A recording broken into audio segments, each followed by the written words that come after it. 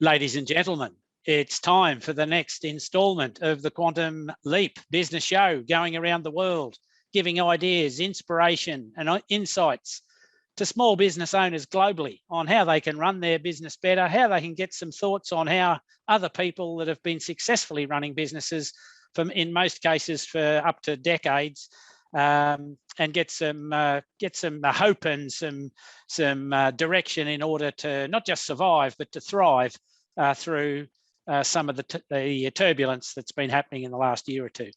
It's my pleasure at this point to welcome my next guest to the show, and I think we're going to have a bit of fun with this one today. So it's my pleasure to welcome Carl Reeder. Carl, welcome to the show. Hey, John, thank you so much for having me. Looking forward to being part of the show. So business is your passion, Carl, and I know you're going to do a workshop live on the day, so that'll be interesting. So, but business is your passion. What got you into business? What's the why? What's so fascinating about being in a business? Yeah, sure. So that's a really good question, because I think that most people believe that business owners, entrepreneurs kind of start out in that way and always have this ambition of being the next Richard Branson or Alan Sugar. But that couldn't be further from the truth, John. So I had quite what I would call a normal upbringing. You know, I grew up on a council estate and didn't have much, I wouldn't say didn't have much hope, but certainly didn't have much aspiration for what I was going to do in life. I'd actually started out as a YTS hairdresser, which is a trainee hairdresser, just in the hope to meet some girls in the hairdressing salon. It was as simple as that. I guess my entrepreneurial spark, my why, my motivation really kicked in my 20s. So when I had kids, when I started wanting to aspire to having more in life as well.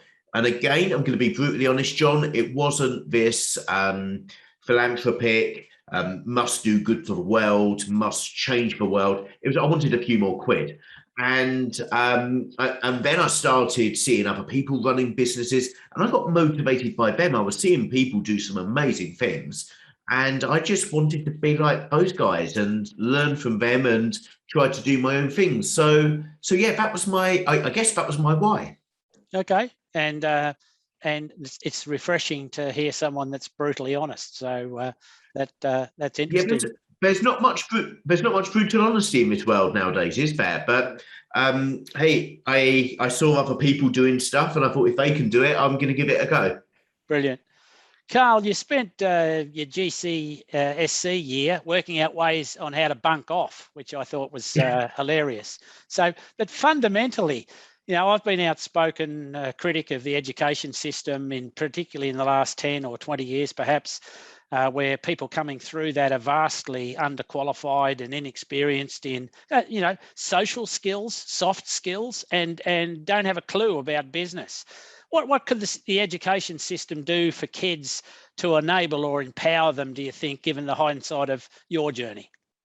Oh, God, it could do so much better by our next generation. And I actually have some deep fears about the generation that are coming through at the moment and will come through.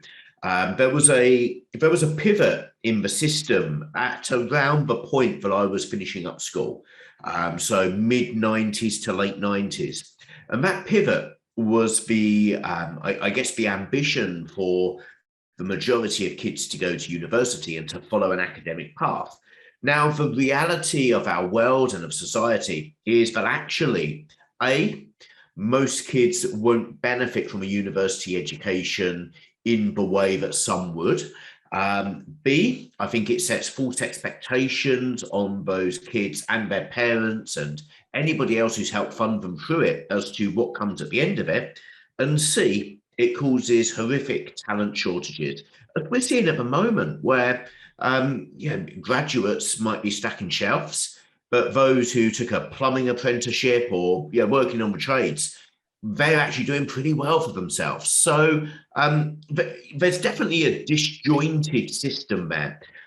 In my experience, I found that I was let down by the academic system, and I shouldn't have been, because, John, I was fortunate enough to have won the postcode lottery as a kid. So despite having what I call a normal upbringing, I lived in an area with grammar schools, and I was fortunate enough to get a place in a grammar school, pass my 11 plus, and basically get as good as a private school education, but free of charge, which was great because my parents couldn't afford it. I didn't realize whilst studying at school what a benefit and a privilege a grammar school education could be. Why didn't I realize it? Because I was thoroughly disengaged. There was so much better stuff to do than going to school and following the national curriculum as it was at the time. So it was much more fun, to be quite honest, on Fridays to hang around with my mates Ryan and Luke. Luke had a way of getting out of school. Ryan had been expelled, and we would just hang around and do stuff during the day. So I don't say that flippantly. That was actually the reality. I would spend time outside of school because I was totally disengaged and disinterested in the syllabus. And I think not only that, I think we also need to just reflect on the fact that the curriculum, the syllabus, not only isn't particularly engaging for the next generation, but it's also not particularly relevant. You know, how many times have I used the buttons on my calculator that say sin, cos, and tan? You know, I remember using them at school. I know they're for trigonometry and so on, but that's not practical. What would have been far more beneficial for me as a kid would have been how to manage my personal finances, would have been how to have great relationships, would have been how to be a good parent for when that time comes, would have been how to present myself well at job interviews, all of that kind of stuff. So I have to be honest. I think the education system is fundamentally flawed, and that's why I get involved with charities that help empower the next generation. Yeah, brilliant. And we might cover a bit more about that in a moment. So, Carl, one of the things that you say is that business is not complicated, yet so many try to make it that way. Can you share why you say that? Yeah, of course. Look, in life, you only buy a painkiller when you got a headache, and one of the frustrations that I've had in the business world is that there's all too often a solution for a problem you didn't even know you had. And possibly the worst form of marketing, in my opinion, is when you're selling painkillers to whack someone around the head with a baseball bat to make that headache even worse. Yeah, that's the worst form of marketing for me. And unfortunately, in the business world, that happens all too often. I'm a genuine believer that in business, you've only got two jobs. You've got to find customers, you've got to keep customers. That's simple. And how do you make a profitable business that does that? You find things for a fiver and sell it for a tenner. Now, that is an oversimplification, I get it. However, that's the reality of business and the simplicity that's at the core of business. But there's a whole industry built on overcomplicating it. And this goes through the professions, this goes through coaches, this goes through anybody who has something to sell on a B2B basis. They tend to build up the problem so that there's a solution to be sold. And actually, when it comes to business, when it comes to business advice, when it comes to trying to sift through the vast amounts of courses and knowledge that's out there, actually, it's really simple. It's not complicated. It's hard work. It's not easy. Let's not conflate easy and simple. It's hard work, but it's simple. Yep, brilliant. And some wise thoughts there. Carl, COVID has dented the confidence of a lot of people. What's your tip on how you can deal with being more positive and overcoming adversity, and perhaps even you might even extend into if you've had any examples of what someone's done during adversity to overcome it? Yeah, of course. So look, I'm going to start with the bigger picture. And yeah, COVID was horrific. I think it was a roller coaster ride for us all, and that roller coaster didn't tend to go up very much. I've seen the pain firsthand. I've seen business owners have their businesses decimated overnight. I've seen some horrific things, and for the small business population in particular, it's been astounding to see the lack of government support, the lack of empathy from the government, and the differential status between those who've been furloughed and potentially even furloughed on full pay and have got a second job on the side, or their toughest decision over lockdown was whether to buy a PS5 or an Xbox.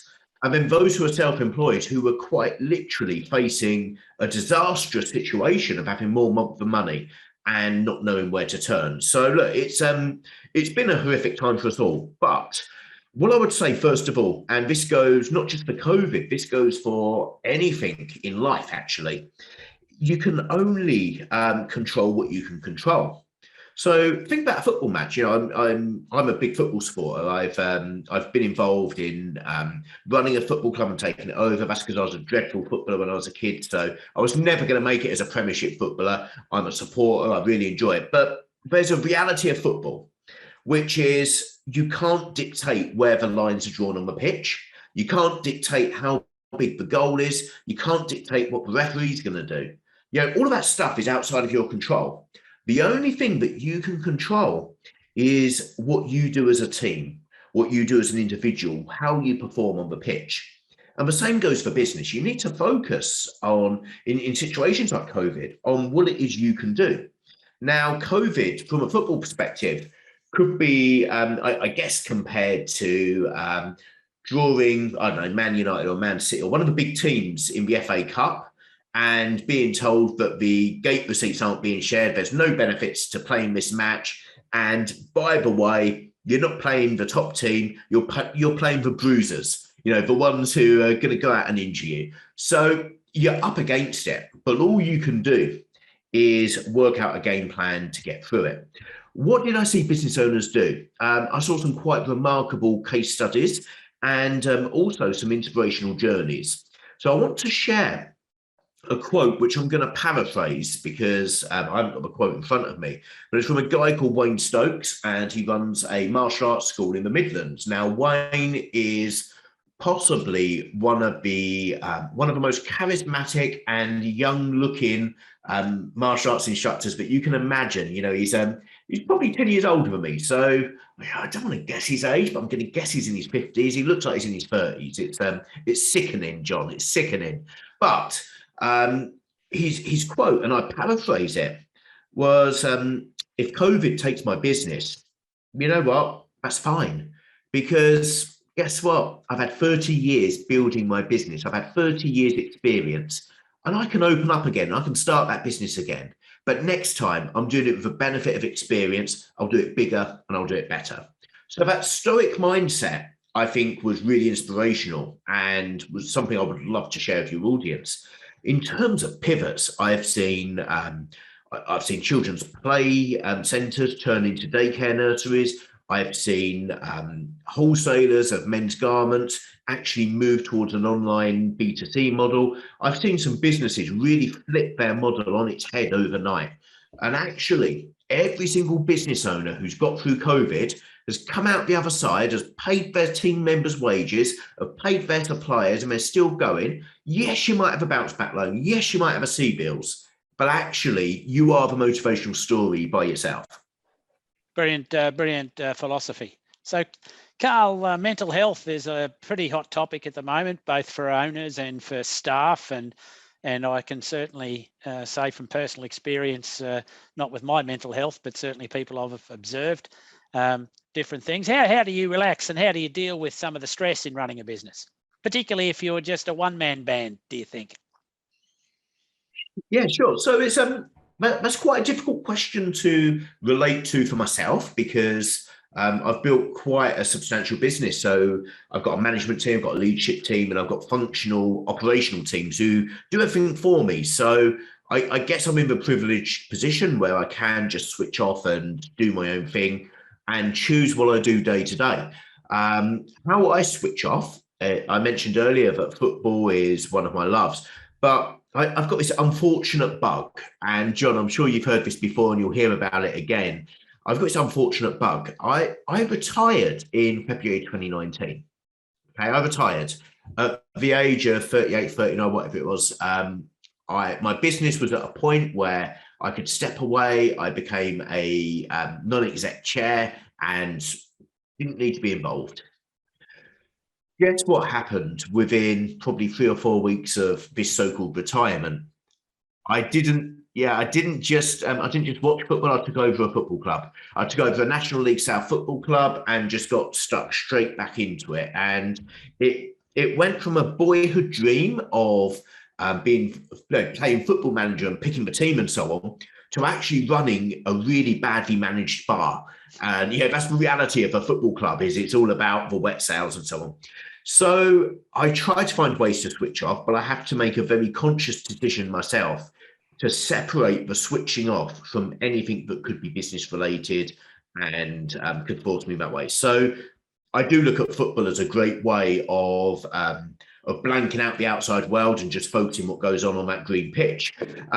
For business owners, solopreneurs, as you mentioned, they must find it much tougher, and it is difficult for me to empathise. I see it, but it's difficult for me to talk about it with true acknowledgement of the pain, because I'm not there in that position. So all I would advise, and it is only advice from somebody who hasn't had to live it for some time, so I get that it is perhaps not as heartfelt as somebody who's in the trenches. What I would advise is to, first of all, set some boundaries. Set boundaries on when your family time is, when your work time is, and try your very best to live by them. And I know it's difficult when that customer's emailing at 10 o'clock at night, but you've really got a duty to your other stakeholders in your life, your kids, your spouse, and so on, to do that.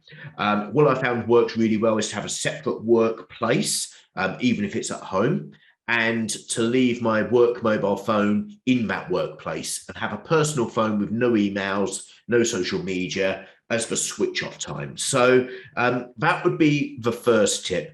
The second tip is to find something you love outside of work, but don't make it work. I tried to make it work, and it became another job. It became another task, and that was just boredom doing that. You know what? If you enjoy gardening, that's great, but don't set up a gardening business on the side. If you enjoy painting and decorating, do you painting and decorating, but don't make that a second business. Find something that can be a creative outlet, but can be a sporting outlet, whatever it is that turns you on, physically, emotionally, spiritually. Get into it, have that hobby, and have something that you can identify with that's not your identity, in the same way that work shouldn't be your identity. Yep. And well, just following on from that, a lot of people talk about a lot work-life balance, and my first thing is thinking that if you've got a work-life balance as your main objective, you're in the wrong job or you're in a hobby business. I do get criticised for those thoughts, but how do you take on work-life balance? Personally, I love coming to work, so I know what I do when I go home, but I really look forward to Mondays. I wouldn't get on with Bob Geldof because I do love Mondays. What's your take? Yes, I think that my take on it, I'm partly in your camp, but moving over time. So let me share with you my view. I heard a saying that the best bit about being self-employed is that you can choose which 18 hours per day you work. And that tickled me because I could totally relate to it. And the reality is, if you're running your own business, you are more inclined to be always on. One of the things that I love about business is, but it's like playing with Lego, and you can build and you can create and you can try different stuff. And if it doesn't work, the great thing about being a small business and not being VC backed or not being a PLC, you just knock it down and start again. So I love business almost as a creative outlet. What I've realized though from health challenges that I've had is that you can't be 100% business. Whilst work-life balance, I believe, is always going to be different for a business owner to an employee. An employee will turn up at 9 and at 5 they'll close their laptop and go home. And there's no obligation on them. There's no expectation for them to do any more. Some do, some don't, but there's no defined obligation for them to do it.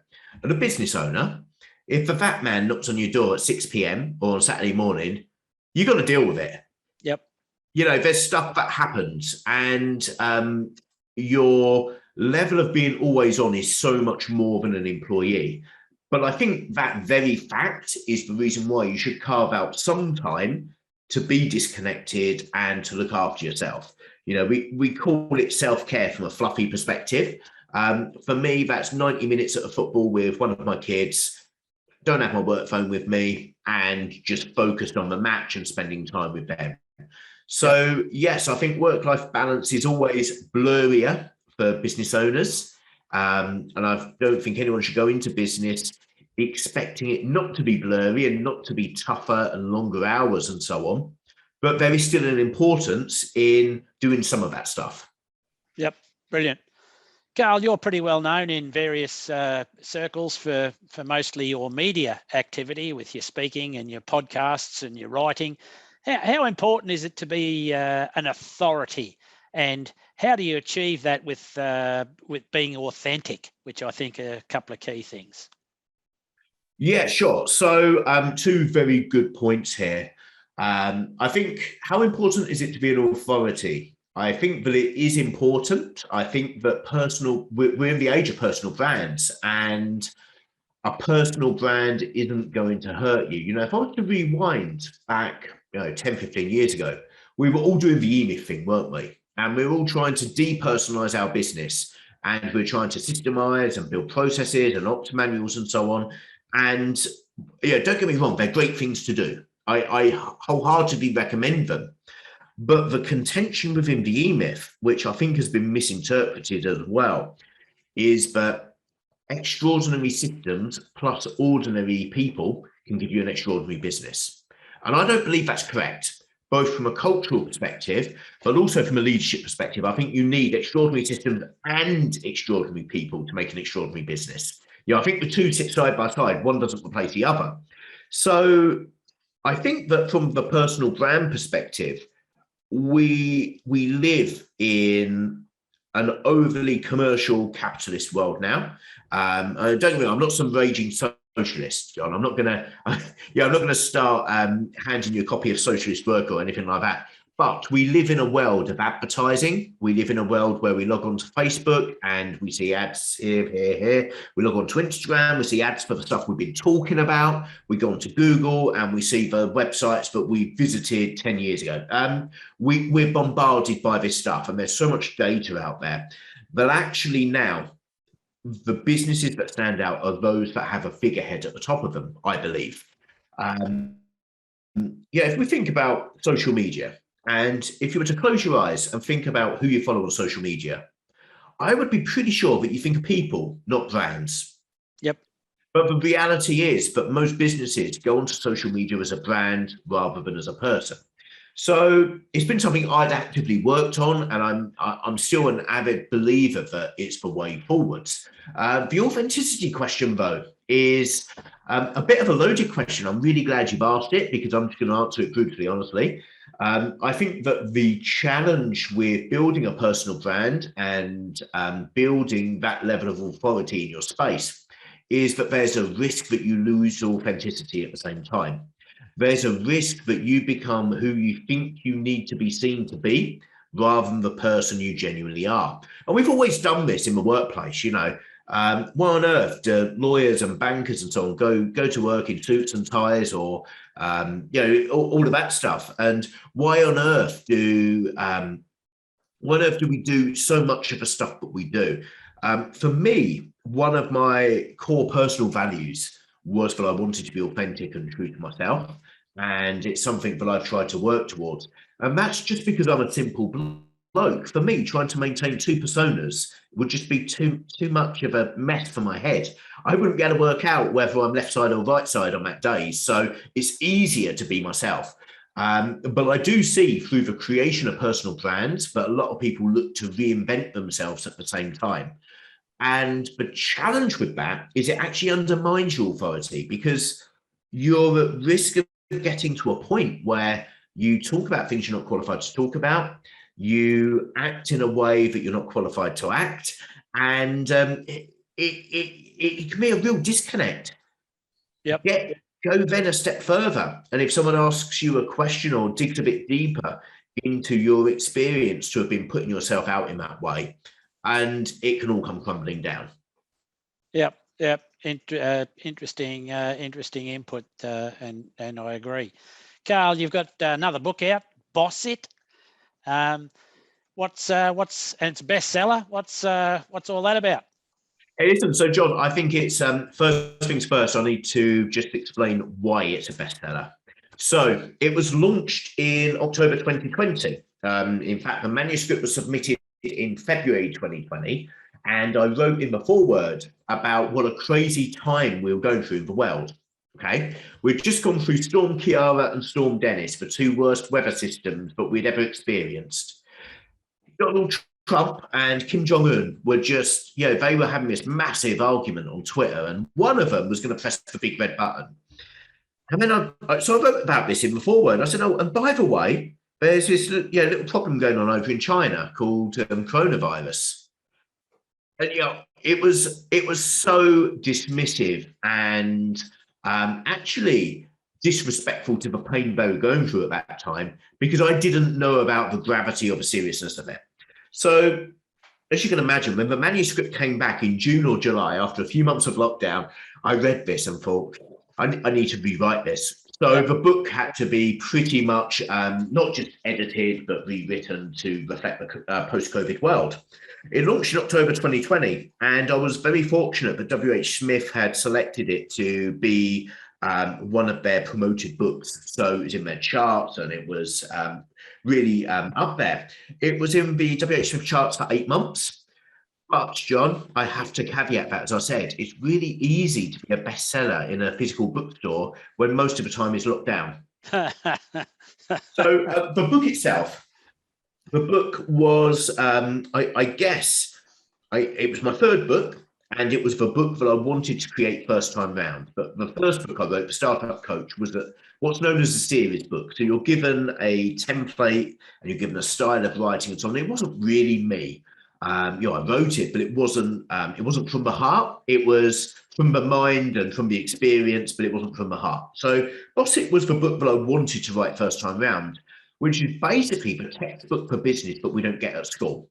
Yep. But I genuinely believe that any business owner, starting or existing, can benefit from. And what I tried to do, because there's a load of fluff and nonsense out there, I tried to combine what I call checklists and cheerleading. Because most self-help books can lend towards cheerleading. You can do it, go rah rah rah, but there's no substance. And it's like eating a Chinese meal. You eat it, you have your chop suey or whatever. 5 minutes later, you're hungry again. And that's got its place, but I don't think it has its place in an authoritative business book. On the flip side, most business books are checklists, and they just bore the hell out of me. So I wanted to get that combination of checklists and cheerleading, or the how and the why, might be a better way of putting it. And hopefully, I've got there with the book. Yep. For anybody out there that's watching Carl and thinks he's making half sense of what's going on, I'd urge you to go out. And that book again is called Boss It. So have a read and see what you think. Carl, at 40, you've packed a lot of life into that short period of time. If you started over in business, what one tip would you give to your 18-year-old self, knowing now what you know now? Do you know what, John? I would say pack a lot more in, because I actually feel like I'm just starting. And it sounds silly, but I still think, what do I want to do when I grow up? That's madness, isn't it? Because I don't see myself as being a long way on this journey. So I guess my advice would be to take opportunity, grasp it, and run with it. Put your foot down harder. Yep. Interesting. And it's interesting as you get older. I'm 64, and I still don't feel any different as to when I was 40. So there's some hope for some people. Carl, I mean, I think as a generation, we I know I certainly feel as a 40-year-old younger than when my parents were 40. And I'm sure that, did you say 64? I'm sure you feel younger than your parents were at 64. We live in an unreal time with great healthcare. We've got an easier life. We don't really have to get our hands dirty. We have technology and automation, all of this stuff. Actually, the traditional notion of retirement and just hanging up the boots at 65 and counting down the hours till death, I don't see that's the future for society going forwards. Yep, no, I agree 100%. I feel revved up now as much as I ever have. So there, Carl, you've been in the franchise space, and you're quite an authority in that. What makes a good or a bad franchisee and franchisor? Can you just touch briefly on that? Just a couple of Yeah, things. of course, of course. So yeah, franchising has been a passion of mine, and I fell into the franchising space by accident, as most people do. Fell into it when a client was franchising back when I was on the tools. Went with them to the franchise shows, got to understand more about the concept, and just kept turning up. And then over time, I joined the BFA, become a director of the British Franchise Association, wrote the franchising handbook, set up Franchise Europe. I've been involved in quite a few initiatives in franchising. And, you know, you mentioned what makes a good or bad franchisor and franchisee. I think there are very clearly good franchisors, bad franchisors, good franchisees, bad franchisees. Let's start with the franchisee side, first of all. I think a good franchisee is unique. I want to say unicorn. I want to say rocking horse shit. I think a good franchisee has a very strange blend, and it's tough to find, between entrepreneurialism and motivation and forward thinking and creativity and innovation and all of this stuff, together with compliance and stability and ability to follow a system and the detailed mindset that's required. And it's a unique mashup that's needed. I think that a bad franchisee, on the flip side, will lean too much one way or the other. Yep. And it's a strange hybrid. You know, a franchisee is kind of in between an employee and a business owner, because they have to have the self-motivation and the determination to grow their business, but they have to put the ego in check and accept that the years of experience and investment and development, not just a franchisor, but other franchisees as well, is a whole lot better than their crazy idea. And when I say that, you know, we just need to look at McDonald's.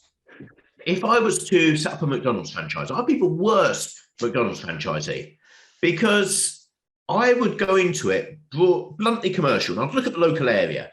And, you know, if I was in an area that required halal meat, I'd sell halal meat. Or if I could find a cheaper supplier, I'd go to a cheaper supplier. It's horrific for a franchise network. Because what if I'm not buying beef burgers, but I'm buying horse meat? What if, you know, what if I'm buying a bun that looks very different to every other bun on the Big Macs? What if I decide to, you know, I'm working in an area where, I don't know, I'm working in an area with lots of lawyers, for example, you know, let's say Chancery Lane in London, where all the big law firms are.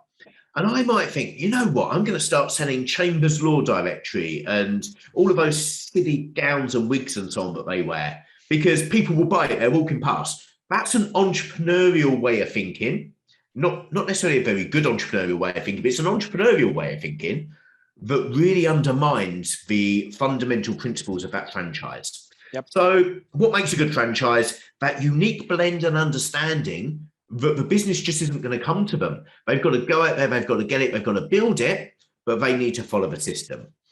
What differentiates a good and a bad franchisor? I would say that if we first of all define a bad franchisor, a good franchisor then follows from there. So what makes a bad franchisor? Firstly, if the franchisor is more about sales than recruitment of franchisees, and actually it's all about a pulse and a checkbook. Secondly, if that's followed by an acceptance of churn. So you put those two together and it can be quite horrific. And we do see examples of brands that are actually all about capturing that initial franchise fee and then washing their hands of it. And, you know, John, your franchisee number 350, 349 franchisees are doing okay, so off you go. If you don't like it, bugger off and I'll find someone else. That's a bad franchisor. A good franchisor actually looks at it, and we can't call it a partnership because legally it's not a partnership, but they look at it as a partnership. They support their franchisees, they invest in systems, but also, you know what, let's be brutally honest, they make a profit too. They build themselves a good business so that they can then help their franchisees. Another marker of bad franchisors at the moment are very poorly capitalized or undercapitalized franchisors who, at the moment of challenge, at the moment of COVID in particular, they just weren't able to support their franchise network. So they need to have a rigid business themselves. And it sounds awful, but yeah, we use the lifeboat analogy, or sorry, the life jacket analogy of blow yours up first before everyone else's, because you need to be there to support them. Yep. Brilliant. And I'm sure there's a few in both of those camps out of there that can take something from those comments. You've fintech and gig economy, recent innovations in business. What's your thoughts on some of the modern ways of doing it, and perhaps even extending to the government trying to hook all these people in with IR35? Oh, don't get me started on that. So the gig economy has been around forever and a day, and I think that whilst there are companies that have exposed it more and have probably stretched the acceptable limits that society would tolerate, the gig economy has been around forever. And it was called the gig economy because musicians used to freelance doing gigs, and they enjoyed that lifestyle. They enjoyed that freedom and that flexibility. One of my concerns, John, about the overriding narrative on the gig economy is that it tends to get framed in the media as a almost slave-like relationship between master and slave. And but if you're recruiting someone who's self-employed, they're an unwilling employee, and you are the master who's cracking the whip. Let's dismiss that notion altogether, because first things first, pretty much every Uber driver I speak to is doing it on the side. They've got another job, and they're a student, and they really value that they can switch their phone on in that 3-hour gap that they've got between lessons. They can switch their phone on, they can earn a few quid, and they can go out that evening. They're not an unwilling participant in some kind of slavery arrangement. So I think that we first of all need to shatter that myth. There are, however, some employers who force employees to go into a gig economy style arrangement to avoid what should be common decency, stuff like minimum wage and workers' rights and so on. Forget the legalities of it. That should be common decency, but you pay someone a fair wage for a fair day's work, you let them have time off and so on. Now, clearly that's deplorable, and the government needs to protect exploitation in that way, and I understand that. But to try and bundle every self-employed individual into the notion of employment is actually quite patronizing to those who truly see it as self-employment, and they love the fact that they can do 3 hours Ubering, and they happen to do a bit of freelance work over here, and they do a little bit over here, and when you add it all together, they're earning 50% more than they would in a job, and they can take Fridays off. That's the very real reality for some self-employed people.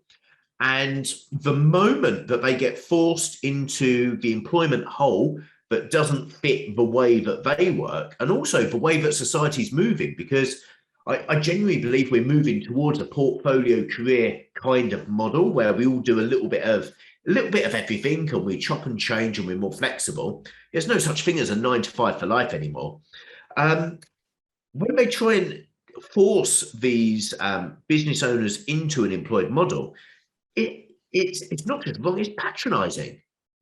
It's that's the only word I can use. It's patronizing. They're saying to these business owners who are trying to better themselves, better their family, the government are saying to them, you're not a real business. Yep. Well, tell me, our corporates that are VC backed and so on, are they real businesses where they spend half their life taking a public sector mindset of exhausting their budget so they get it next year, rather than doing what most of us small business owners do, which is watching every penny, making sure that we're on track, and not saying every penny's a prisoner, but we have that real focus on what makes a business profitable. Not real businesses. Yep. So how can you say that freelancer self-employed person who's trying to better themselves and trying to build something, how can you say they're not a real business? John, rant over, I apologise. No, I'm with you. Yeah, if we have to have a placard each, I'll be standing shoulder to shoulder, 100%. Carl, you must have run into some pretty interesting people over your time. Does anybody stand out? And if they do, why is that?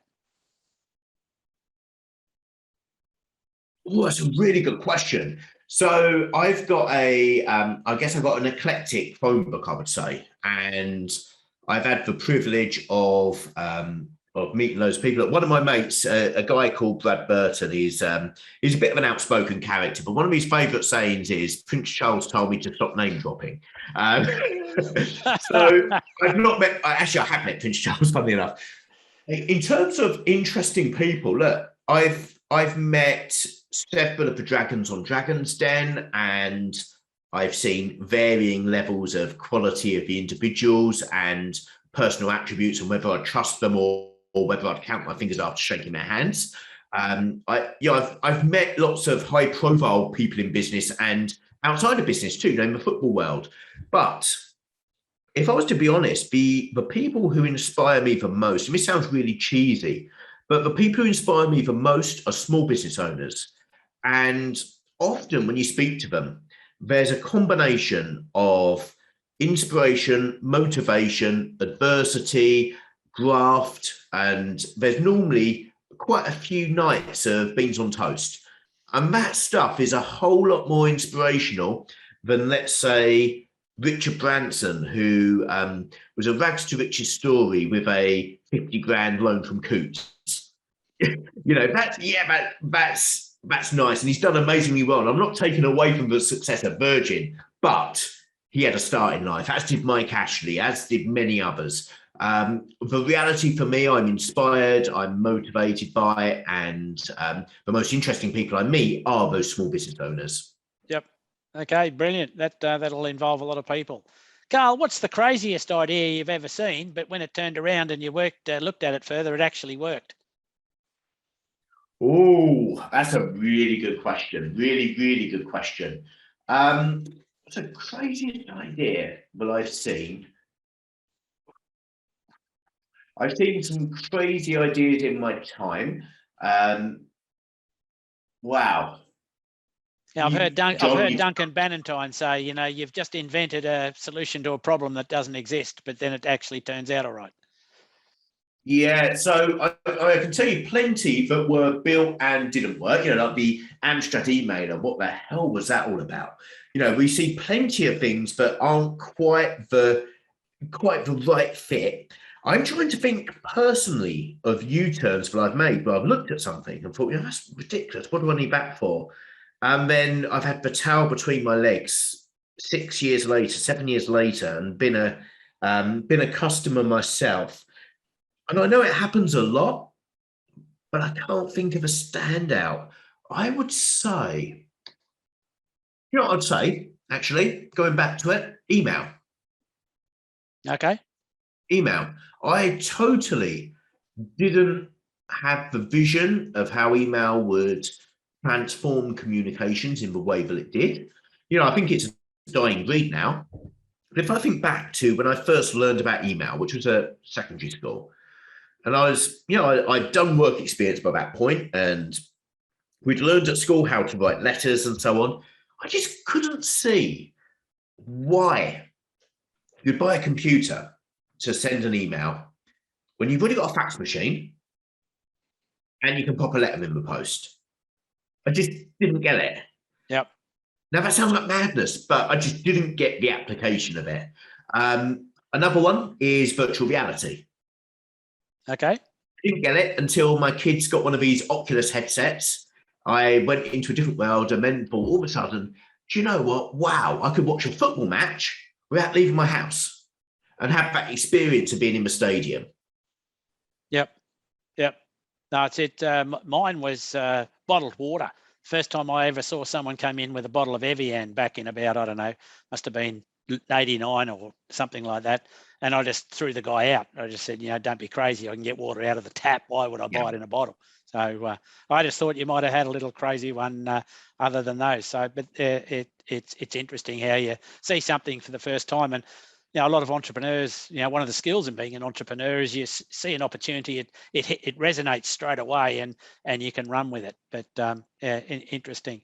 Carl, you've been a Now, the brand. reality is, John, I know that Yeah. I was just going to say, I know this evening that I will look around my house and I will see 20 or 30, 50 quid products that I totally dismissed as being unnecessary. But all of a sudden, they just clicked into place and I understood why.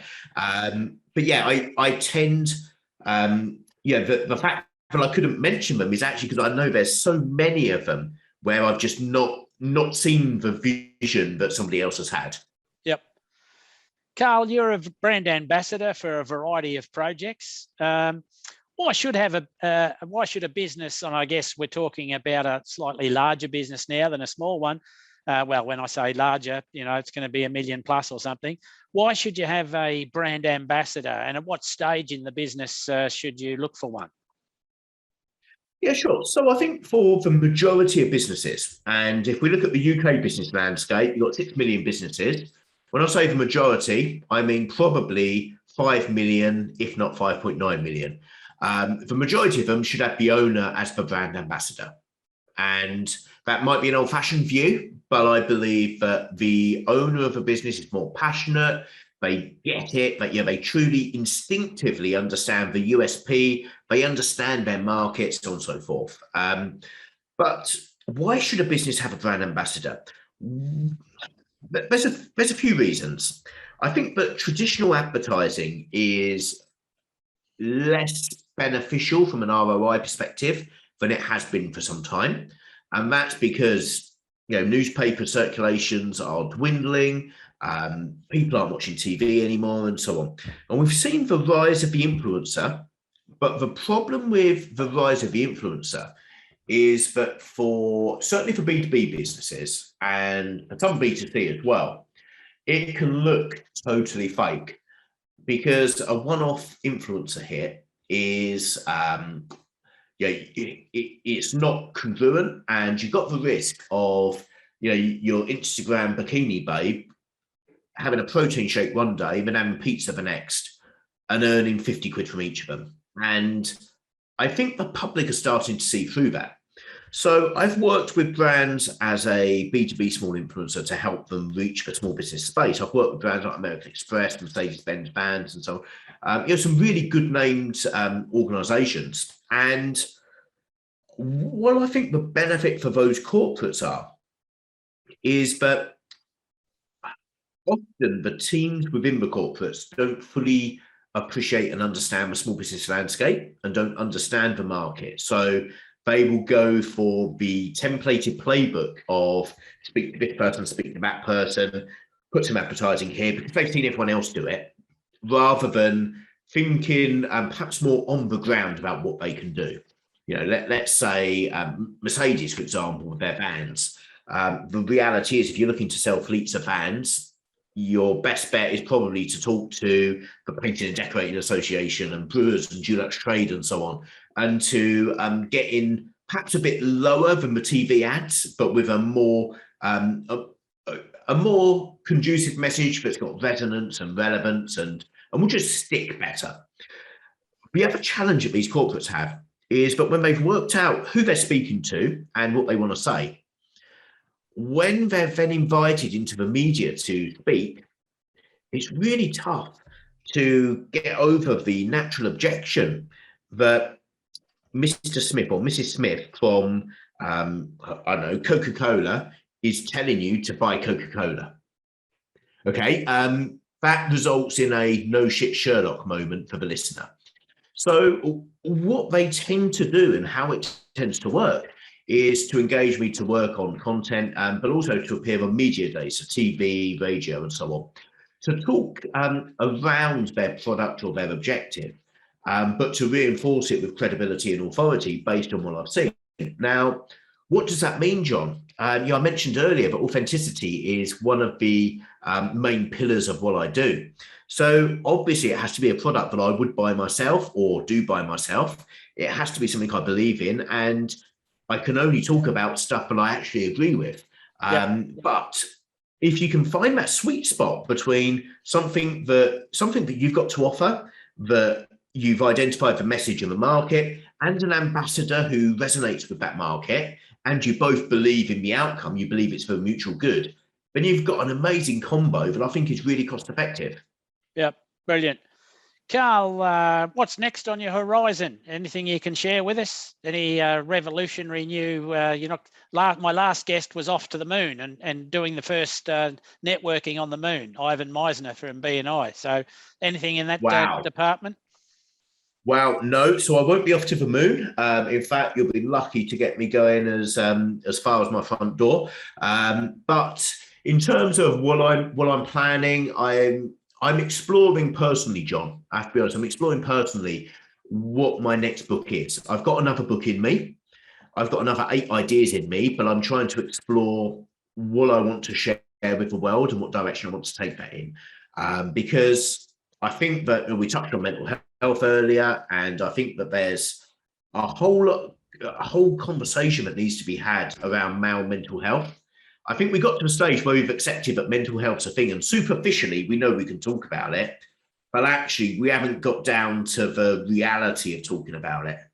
Yep.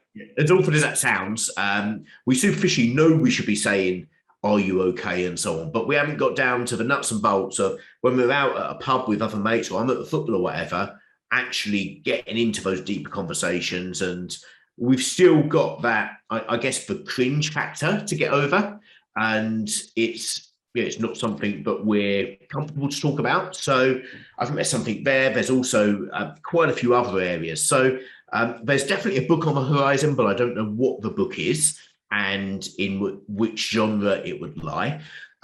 In terms of what I'm looking to do going forward, so I'm looking to ramp up my charitable work. So I work with a number of charities and not-for-profits, and it's really fulfilling. So I had a normal upbringing, or what I call a normal upbringing, and I want to help more of the next generation from normal upbringings have the opportunities that I had. I was really fortunate that I found an employer who could see through me being a bit of a sod at school and so on. I don't think that landscape's as easy nowadays. Now that everyone's got a degree, it's so much harder for the 16-year-olds, the 18-year-olds to cut through. So I want to find more ways to help them and to help them overcome challenges in life that aren't their problem or aren't caused by them. So things like poverty and so on. But also to, you can give someone a few quid to get them out of a sticky hole, but I want to find a way to help empower them so they never end up in that hole again. Brilliant, brilliant. Carl, it's been an absolute pleasure to have you on the show. The time's just flown past, and thank you. I look forward to catching up with you soon. And for anybody out there, the book Boss It is the last one that's on the shelf, and I'd urge you, if you liked what you saw with Carl today, to go and have a bo peep at that. Carl Reeder, thank you very much. You've been an absolute pleasure, and I'm sure the people will get some great value from your insights and your inspirations on the show today. Fantastic. Thank you, John. It's been a pleasure.